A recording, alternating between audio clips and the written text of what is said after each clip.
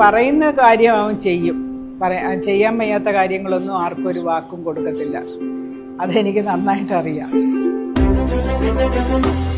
പിന്നെ പാവപ്പെട്ടവരുടെ കണ്ണീരൊപ്പാൻ സാധിക്കുന്ന കാര്യങ്ങൾ, തുഷാറിനെ കൊണ്ടാവുന്ന കാര്യങ്ങളൊക്കെ അവൻ തന്നെത്താനെ ചെയ്യുന്നുണ്ട്. അപ്പോൾ ഒരു ഗവൺമെൻറ്റിൻ്റെ സപ്പോർട്ടും കൂടെ ഉണ്ടെങ്കിൽ നമുക്കത് വളരെ വേഗം നടപ്പാക്കാൻ സാധിക്കും.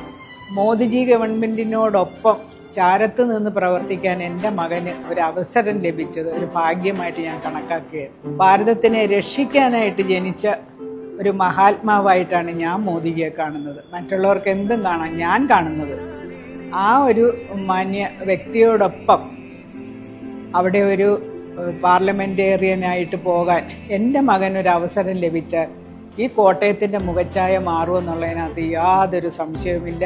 അതിന് ഗുരുവിൻ്റെയും ഭഗവാന്റെ എല്ലാ അനുഗ്രഹം